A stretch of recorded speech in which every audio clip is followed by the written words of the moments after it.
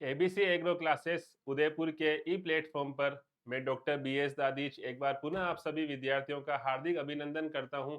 देखिए, हमने बहुत सारी टॉपिक्स के ऊपर बहुत सारी बात चर्चा करी है, लेकिन जब भी हम प्रोटेक्शन की बात करते हैं कि फसलों को नुकसान किस किस कारण से होता है, तो उसमें कीट विज्ञान का भी एक बहुत महत्वपूर्ण पार्ट प्ले करता है। तो देखिए, आज हम जो चर्चा करने वाले हैं वो हम करेंगे कीट विज्ञान के ऊपर, जिसे कहा जाता है एंटोमोलॉजी। देखिए, पौधों को जो फसलों को नुकसान होता है वो मुख्य रूप से खरपतवार से होता है, ये आप जानते हैं। उसके बाद में कीटों से होता है और रोगों से होता है। तो आज हम जो चर्चा कर रहे हैं वो कीटों के बारे में है, जिसे कहा जाता है एंटोमोलॉजी। प्लांट प्रोटेक्शन में एंटोमोलॉजी एक बहुत महत्वपूर्ण रोल प्ले करता है। तो आज हम विस्तृत चर्चा करेंगे किसके ऊपर, कीट विज्ञान के ऊपर, कि कीट किसे कहते हैं, कीट के कुछ महत्वपूर्ण गुण क्या होते हैं, और एंटोमोलॉजी की और दूसरी शाखाओं के बारे में या और दूसरी बातों के बारे में। तो चलिए जुड़े रहिए आपके इसी important ABC agro classes Udaipur के ई प्लेटफॉर्म से, जिससे आपको रेगुलर नया अपडेट मिलता रहेगा। आज की चर्चा को आरंभ करते हैं एंटोमोलॉजी से। देखिए, एंटोमोलॉजी की जब हम बात करते हैं तो सबसे पहला प्रश्न आता है कि ये जो एंटोमोलॉजी वर्ड है वो किस लैंग्वेज से लिया है। तो याद रखिएगा, इसको ग्रीक भाषा से लिया है। इसको ग्रीक भाषा से लिया है, याद रखिएगा। किस भाषा से लिया है? ग्रीक भाषा से लिया है। अब देखिए, ग्रीक भाषा से लिया है तो उसमें शब्द कौन से थे? तो याद रखिएगा, शब्द है इसके अंदर, वो शब्द है एंटोम और लोगस। क्या शब्द है? एंटोमोन, देखिएगा, और दूसरा है लोगस। ये तो आप जानते हैं, इसका मतलब तो होता है अध्ययन, और एंटोमोन का मतलब होता है कीट। तो देखिए, जब हम कीट की बात करते हैं तो कीट का जो अध्ययन किया जाता है वो किस शाखा में किया जाता है, तो उसका आंसर हो जाएगा एंटोमोलॉजी में हम कीटों का अध्ययन करते हैं।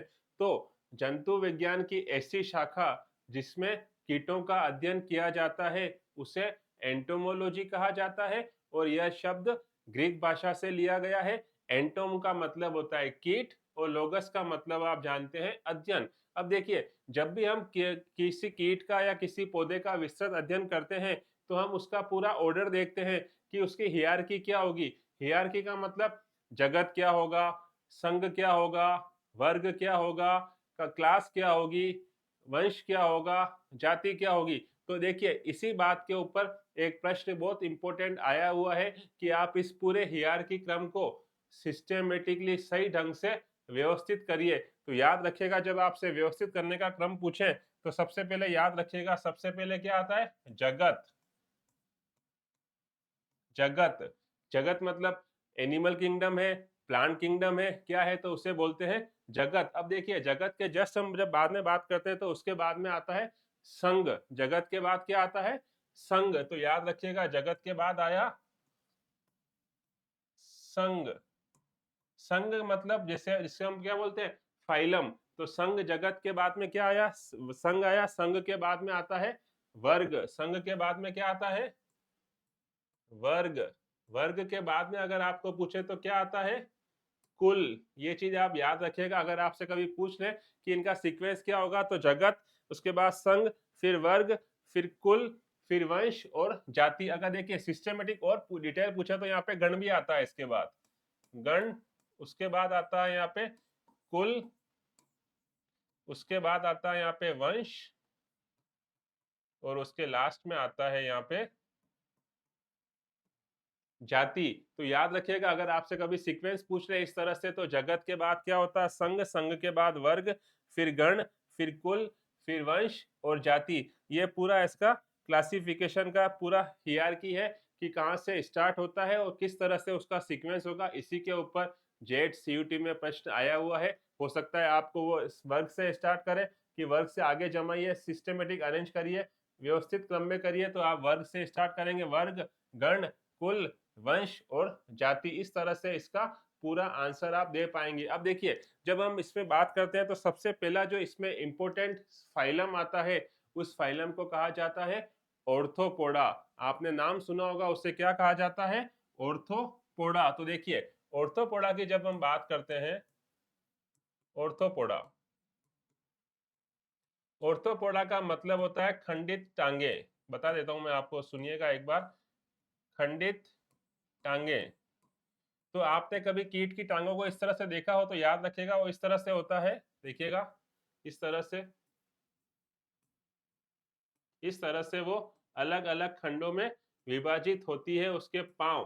तो देखिए इस कारण से इसको क्या नाम दिया गया, खंडित टांगे बोला गया। और कहां से बना है वो, ऑर्थोपोडा से बना है। ऑर्थोपोडा का मतलब भी होता है खंडित टांगे। और ऑर्थोपोडा शब्द भी किस लैंग्वेज से लिया है ये पूछ रहे हैं तो उसका भी आंसर हो जाएगा ग्रीक भाषा से लिया गया है। खंडित टांगे मतलब सेगमेंटेड लेग्स, अलग अलग भाग में विभाजित होने वाले पांव, इसीलिए उसे नाम क्या दिया गया, ऑर्थोपोडा। अब देखिए ऑर्थोपोडा की जब हम बात करते हैं तो याद रखिएगा ऑर्थोपोडा की सबसे बड़ी विशेषता यह होती है कि यह जंतु जगत का सबसे बड़ा संघ है। याद रखिएगा जंतु जगत का सबसे बड़ा संघ। और इसकी परिभाषा मैंने आपको बताई जिसमें क्या होता है, उसका कीट का शरीर से उसके पांव खंडों में विभाजित होते हैं। अब देखिए सबसे पहला मैंने बताया कि जंतु जगत का यह सबसे बड़ा खंड है। और याद रखिएगा ये सबसे बड़ा खंड है, सबसे बड़ा संघ है, ये सर्व जगह अवेलेबल होता है। तो ये क्या होता है, सर्वव्याप्त होता है, यूनिवर्सली सब जगह पाया जाता है, सर्व व्याप्त होता है, यूनिवर्सली ये सब जगह पाया जाता है। अब देखिए इसके बाद अगर आपसे पूछे कि इसकी सममिति कैसी होती है तो याद रखिएगा इसके ऊपर प्रश्न बनता है कीटों की ज्यामिति क्या होती है। तो याद रखिएगा कीटों की ज्यामिति जो होती है वो होती है द्विपार्श्व सममित। द्विपार्श्व सममित का मतलब होता है अगर आप किसी कीट को इस तरह से देखें और उस कीट को जब आप बीच में से काटें, किसी भी कीट को जब आप बीच में से दो अलग अलग भागों में विभाजित करते हैं तो वो दोनों भाग एक दूसरे के बिल्कुल समान होते हैं, इसीलिए इसे नाम दिया गया द्विपार्श्व सममित, जिसे कहा जाता है बाइलेटरली सिमेट्रिकल। तो देखिए जब हम ऑर्थोपोडा की बात करते हैं उसमें मतलब होता है कि इसका ऐसे कीट जिसका शरीर, जिसकी टांगे खंडों में विभाजित होती है, यह जंतु जगत का सबसे बड़ा वर्ग है, याद संघ है, याद रखिएगा। और अगर आपसे पूछे कि इसकी ज्यामिति क्या होती है तो ज्यामिति मैंने आपको बताई, ज्यामिति होती है इसकी द्विपार्श्व सममित। अब देखिए कीटों का जो शरीर होता है, कीट का जो शरीर है वो तीन स्तरों में बटा होता है। कीट का शरीर तीन स्तरों में विभाजित होता है। अब देखिए वो तीन स्तर में विभाजित होता है, वो तीन स्तर कौन कौन से होंगे देखिएगा, एक्टोडर्म, मेसोडर्म और एंडोडर्म। ये तीन इसके अलग अलग स्तर होते हैं, याद रखिएगा एक्टोडर्म, मेसोडर्म और एंडोडर्म। कीट का जो शरीर होता है वो इन तीन परतों से मिलकर बना होता है, एक्टोडर्म, मेसोडर्म और तीसरा क्या होता है, एंडोडर्म।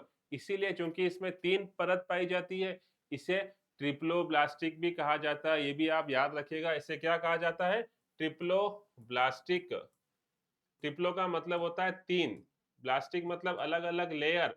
तो याद रखिएगा इसमें तीन परत दिखी है आपको, एक्टोडर्म, मेसोडर्म और एंडोडर्म, इसीलिए इसे नाम क्या दिया गया, ट्रिप्लो ब्लास्टिक कहा गया। अब देखिए इसके आगे अगर हमसे आपसे बात की जाए तो कीटों का जो शरीर होता है वो तीन भागों में विभाजित होता है। शरीर, कीटों का जो शरीर है वो तीन भागों में विभाजित होता है। तीन भाग आप जानते हो, सर, वक्ष और उदर। ये कीटों के शरीर के मुख्य रूप से तीन भाग हैं, सर, वक्ष और उदर। अब देखिए प्रश्न ये बनता है कि जो कीट होते हैं उसका पूरा का पूरा जो शरीर होता है वो कुल मिला के 20 खंडों में विभाजित होता है। कितने खंडों में, पूरे शरीर के कुल 20 खंड होते हैं। अगर आप 20 खंडों की जब हम बात करते हैं तो पूरा शरीर कितने खंडों में विभाजित है, 20 खंडों में विभाजित है। अब देखिए 20 खंडों में से सर के कितने भाग हैं, वक्ष के कितने भाग हैं और उदर के कितने भाग हैं, ये याद रखिएगा। तो सर के जो कुल भाग होते हैं वो होते हैं 6, मतलब कुल 6 भाग मिलके किसका निर्माण करते हैं, सर का निर्माण करते हैं। उदर के जो 3 खंड होते हैं, उदर के कितने, सॉरी वक्ष के कितने खंड होते हैं, 3 खंड होते हैं जो मिलकर वक्ष का निर्माण करते हैं, और बाकी के जो 11 खंड हैं वो मिलकर उदर का निर्माण करते हैं। तो देखिए 11 और 3 14 और 6 टोटल कितने खंड हो गए? 20। तो याद रखिएगा कीटों का शरीर कुल 20 खंडों में विभाजित होता है। उसमें से सर के खंड कितने होते हैं? 6।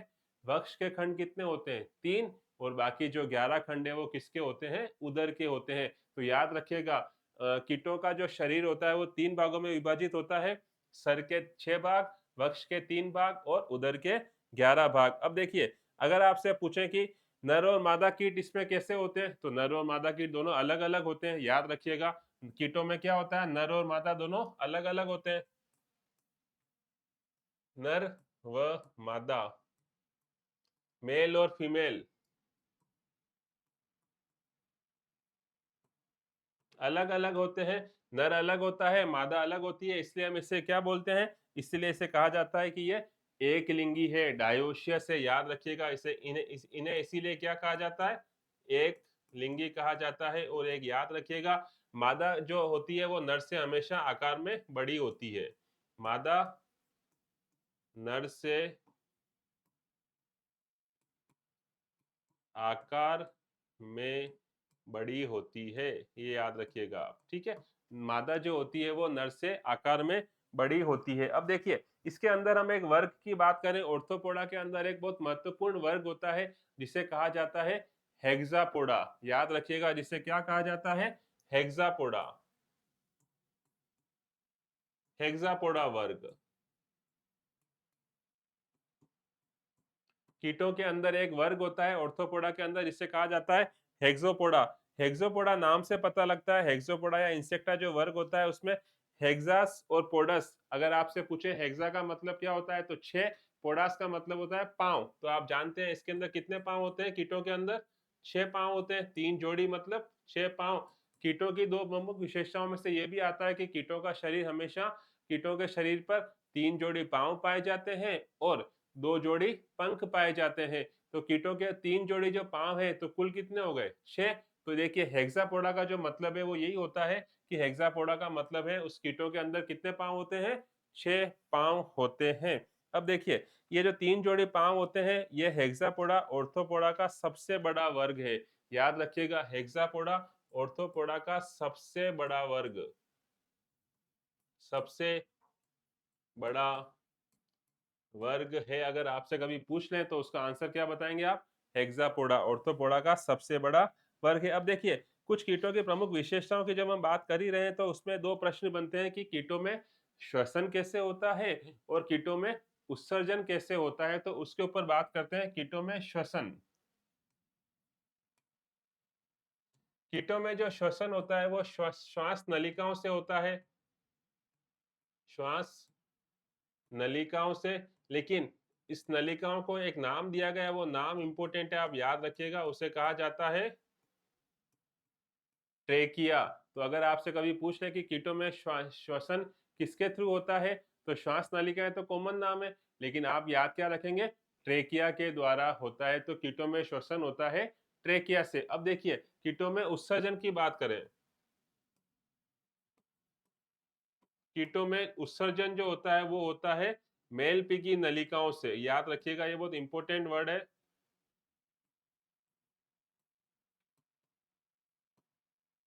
कीटों में जो उत्सर्जन होता है वो होता है मेल पिगी नलिकाओं से होता है, याद रखिएगा। और कीटों का जो उत्सर्जी पदार्थ होता है वो उत्सर्जी पदार्थ होता है यूरिक अम्ल। याद रखिएगा क्या होता है? यूरिक अम्ल। इनका उत्सर्जी पदार्थ क्या होता है?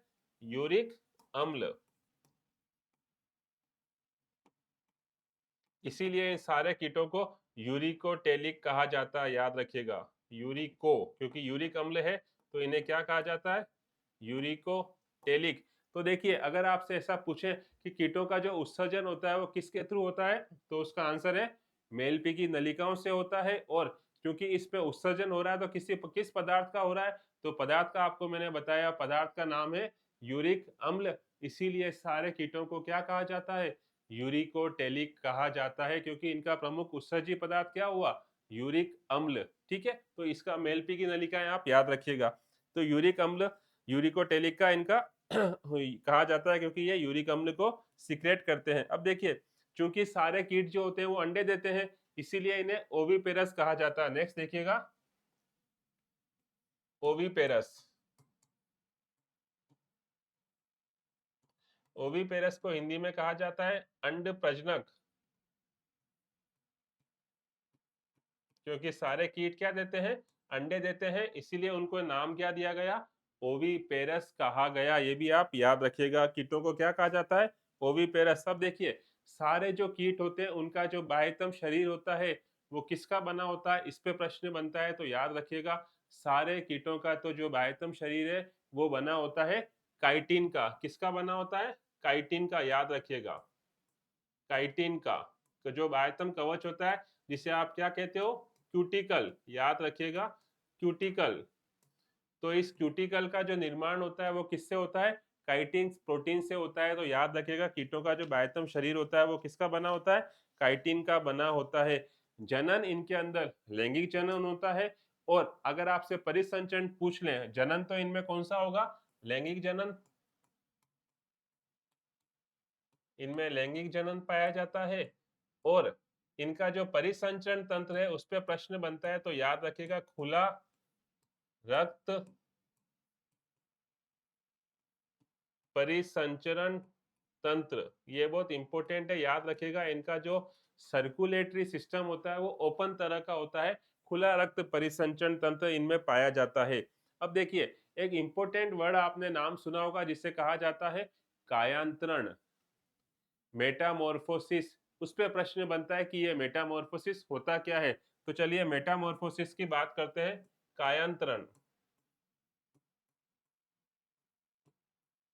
कायांतरण नाम से पता लगता है, मेटामॉर्फोसिस का मतलब होता है इसके अंदर क्या होता है, कीटों का एक अवस्था से दूसरी अवस्था में परिवर्तन होना, उसे क्या कहा जाता है, कायांतरण कहा जाता है। कीटों का एक अवस्था से दूसरी अवस्था में जाना,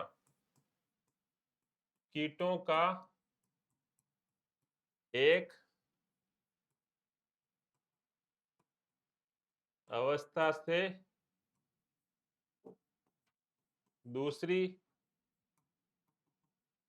अवस्था में परिवर्तन, इसे क्या कहा जाता है, इसे कहा जाता है कायांतरण, मेटामॉर्फोसिस। अब देखिए, सामान्य रूप से अगर आपसे पूछे कि कीटों के शरीर में कुल कितनी अवस्थाएं पाई जाती हैं, तो वो 4 होती है। आप जानते हैं कौन कौन सी, शिशु, आपने कीट का नाम सुना ही है, शिशु होता है, निम्फ होता है, वयस्क होता है, इसी तरह से कुल अंडे होते हैं। कुल मिला के कितनी अवस्थाएं होती है, 4 अवस्थाएं होती है। अगर आपसे ऐसा पूछ लें कि जिसके शरीर, जिस कीट में ये चारों अवस्थाएं मिली उसे क्या कहा जाएगा, और यदि किसी कारण से किसी में 4 अवस्थाएं नहीं मिली तो उसे क्या कहा जाएगा। तो इसी हिसाब से मेटामॉर्फोसिस या कायांतरण मुख्य रूप से 2 प्रकार का होता है। देखिएगा, 2 प्रकार का होता है। पहले को कहा जाता है पूर्ण कायांतरण, और दूसरे को कहा जाता है अपूर्ण कायांतरण। अगर आपसे पूछे पूर्ण और अपूर्ण का डिफरेंस क्या होता है, तो याद रखिएगा, अगर आपसे पूर्ण कायांतरण का पूछे तो पूर्ण कायांतरण हम उसको बोलते हैं जिसमें चारों अवस्थाएं होती है। वो चारों अवस्थाएं कौन कौन सी आप जानते हो, अंडा, लार्वा, प्यूपा और वयस्क। तो देखिए, अंडा, अंडे से हुआ लार्वा, लार्वा से बना प्यूपा, और प्यूपा से बना वयस्क, और वयस्क ने वापस दिए अंडे। तो देखिए, अगर आपसे कभी पूछ लें कि पूर्ण कायांतरण किसे कहा जाता है, तो याद रखिएगा उसके अंदर चारों अवस्थाएं होती है, अंडा, लार्वा, प्यूपा और वयस्क। देखिए, इन चारों में जो प्रश्न बनता है वो लार्वा के ऊपर बनता है कि लार्वा क्या है, तो पहली संक्रमित अवस्था है। याद रखिएगा, अब लार्वा को क्या कहा जाता है, पहली संक्रमित अवस्था, फर्स्ट इन्फेक्शियस स्टेज, याद रखिएगा। और प्यूपा को कहा जाता है निष्क्रिय अवस्था, इनएक्टिव स्टेज, निष्क्रिय अवस्था। प्यूपा को क्या कहा जाता है, निष्क्रिय अवस्था कहा जाता है। तो याद रखिए, पूर्ण कायांतरण जो होता है उस पर चारों अवस्थाएं होती है, अंडा, लार्वा, प्यूपा और वयस्क। अब देखिए, अगर आप देखें तो इस तरह से ये वर्ग, ये आयत का निर्माण कर रहे हैं, क्योंकि चारों सेम दिख रहे हैं। तो याद रखिएगा, इसीलिए पूर्ण कायांतरण को आयताकार या वर्गाकार अवस्था भी कहा जाता है। ठीक है, तो इससे कहा जाता है पूर्ण कायांतरण, जिसमें चारों अवस्थाएं मिलती है। अब देखिए, अपूर्ण की जब हम बात करें तो उसमें तीन अवस्थाएं मिलेगी, तभी उसे अपूर्ण बोला जाएगा। तो अपूर्ण कायांतरण में जो तीन अवस्थाएं मिलती हैं वो तीन अवस्थाएं होती हैं अंडा, अभ्रक और वयस्क। याद रखिएगा, अंडा, अभ्रक और वयस्क। अंडा, अभ्रक और वयस्क। तो देखिए, इस तरह से अगर आपसे तीन स्टेज पूछे तो अंडा, अभ्रक और वयस्क, ये तीनों अवस्थाएं मिलती है। अब देखिए, जैसा वहां पे आयत या वर्ग का निर्माण हो रहा था, यहाँ पे एक ट्रायंगल का निर्माण हो रहा है, त्रिभुजाकार। तो इस अवस्था को क्या कहा जाता है? त्रिभुजाकार अवस्था भी कहा जाता है। किसको? अपूर्ण कायांतरण को, क्योंकि इसमें तीन ही अवस्थाएं मिलती है, अंडा, अभ्रक और वयस्क। याद रखिएगा, इसकी जो संक्रमित अवस्था होती है वो होती है अभ्रक। इसकी पहली संक्रमित अवस्था कौन सी होगी? अभ्रक। याद रखिएगा, ये इसकी संक्रमित अवस्था है, प्रथम संक्रमित अवस्था। तो अगर आपसे कभी पूछ लें कि अपूर्ण कायांतरण में कौन सी अवस्था संक्रमित अवस्था होती है, तो उसका आंसर है अभ्रक। तो इसमें तीन ही अवस्थाएं होती हैं, इसलिए इसे क्या नाम दिया गया? अपूर्ण कायांतरण। और इसमें चारों अवस्थाएं होती है, अंडा, लार्वा, प्यूपा, वयस्क, उसे क्या नाम दिया गया?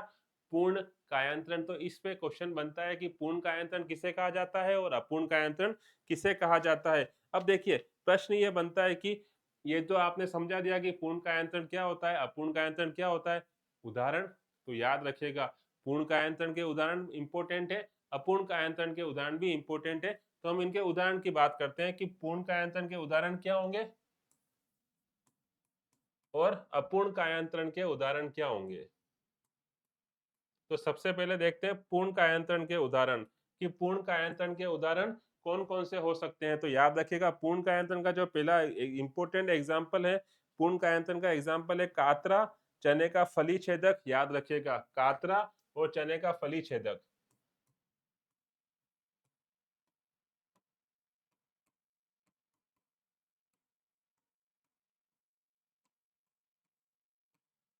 और अनार की तितली।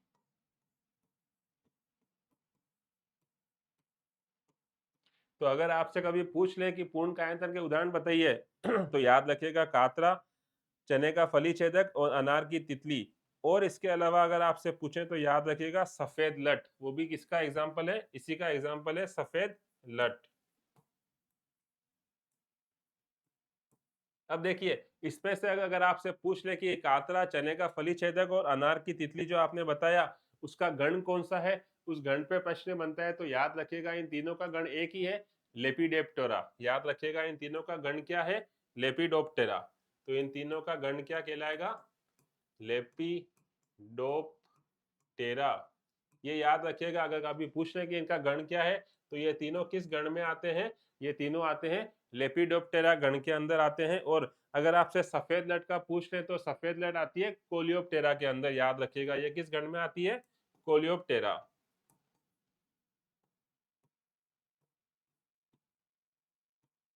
ये किस गण में आती है? तो इसका आंसर होगा सफेद लट आती है कोलियोप्टेरा के अंदर। ये चीजें याद रखिएगा, ये किसके उदाहरण थे? पूर्ण कायांतरण के उदाहरण थे। अब देखिए, अगर आपको अपूर्ण कायांतरण का उदाहरण देखे तो उसके दो महत्वपूर्ण इंपॉर्टेंट एग्जाम्पल है, एक दीमक और एक टिड्डा। ये याद रखिएगा, अपूर्ण कायांतरण के उदाहरण क्या है? दीमक और टिड्डा, लोकस्ट। और दीमक को बोलते हैं टर्माइट। ये दोनों किसके उदाहरण है? अपूर्ण कायांतरण के उदाहरण है। अगर आपसे पूछ लें कि टिड्डा का गण क्या होता है और दीमक का गण क्या होता है, तो दीमक का जो गण होता है वो होता है आइसोप्टेरा। याद रखिएगा, दीमक का गण क्या होता है? आइसोप्टेरा। और टिड्डे का जो गण होता है वो गण होता है ऑर्थोप्टेरा।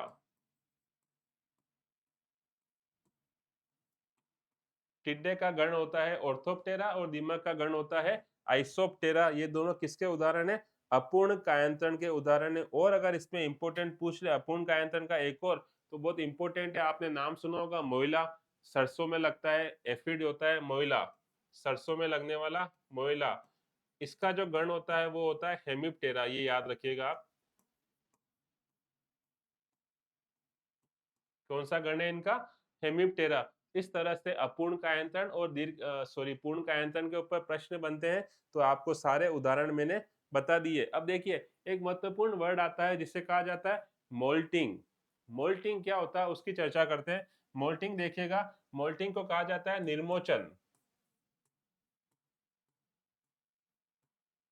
निर्मोचन, त्वचा निर्मोचन। अगर आपसे पूछे मोल्टिंग की परिभाषा क्या होगी तो याद रखना, कीट पुरानी त्वचा को उतार कर नई त्वचा धारण करता है, इस प्रोसेस को कहा जाता है निर्मोचन। इसका क्या मतलब हुआ? पुरानी क्यूटिकल त्याग कर नई क्यूटिकल का निर्माण करना, पुरानी त्वचा को निकाल कर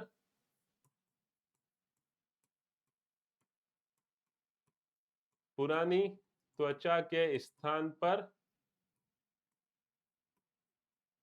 नई त्वचा को धारण करना।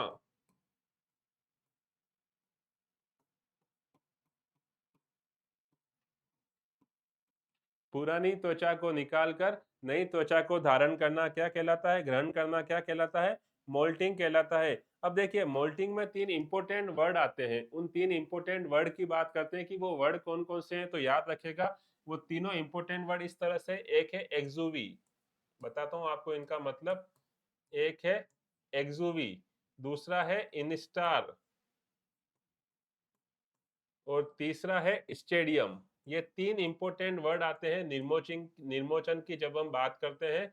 निर्मोचन या मोल्टिंग की जब हम बात करते हैं तो तीन महत्व वर्ड आते हैं, एक्सुवी, इंस्टार और स्टेडियम। याद रखिएगा, एक्सुवी क्या होता है? जो कीट ने नई पुरानी स्किन को हटाया उसे कहा जाता है एक्सुवी। तो फेंकी गई पुरानी त्वचा को हम क्या बोलेंगे? एक्सुवी, याद रखिएगा। फेंकी गई पुरानी स्किन, जिसे हम त्वचा बोलते हैं, उसे तो कहा जाएगा एक्सुवी, आप याद रखिएगा। अब आपसे पूछे इनस्टार क्या होता है, तो इनस्टार जो होता है वो बीच की अवस्था होती है जिसमें क्यूटिकल का निर्माण होता है, मध्यवर्ती अवस्था, मध्यवर्ती अवस्था जिसमें क्यूटिकल का निर्माण होता है, जिसमें क्यूटिकल का जिसमें क्यूटिकल का निर्माण होता है उसे कहा जाता है इनस्टार। और सबसे इंपॉर्टेंट जो वर्ड लिख रखा है स्टेडियम। स्टेडियम क्या होता है? स्टेडियम होता है इस निर्मोचन में लगने वाला कुल समय। त्वचा के निर्मोचन में लगने वाला जो कुल समय होता है उसे क्या कहा जाता है? स्टेडियम कहा जाता है। तो याद रखिएगा, निर्मोचन में लगने वाला समय,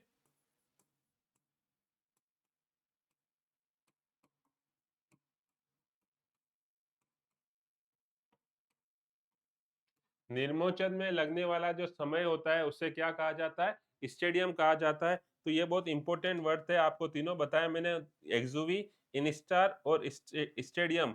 जो हार्मोन इसमें काम करता है वो हार्मोन है एक्साडेसिन, उसको इसमें निर्मोचन में बहुत महत्वपूर्ण रोल प्ले करता है। तो देखिए, आज हमने जो चर्चा करी वो कीट विज्ञान के बहुत महत्वपूर्ण कंसेप्ट के ऊपर चर्चा करी कि कीट विज्ञान किसे कहते हैं, उसके मुख्य गुण क्या होते हैं, विशेषताएं क्या होती है, और हमने बात करी कायांतरण क्या होता है। कायांतरण के ऊपर दोनों उदाहरण बताया आपको मैंने, पूर्ण कायांतरण, अपूर्ण कायांतरण। इसी तरह से रेगुलर आपको एंटोमोलॉजी हो, पैथोलॉजी हो, एग्रोनॉमी, सोयल साइंस, सभी के वीडियो रेगुलर आपको इसी चैनल पर मिलते रहेंगे। तो जुड़े रहिए आपके अपने एबीसी एग्रो क्लासेस उदयपुर परिवार के साथ। बहुत बहुत धन्यवाद आप सभी का।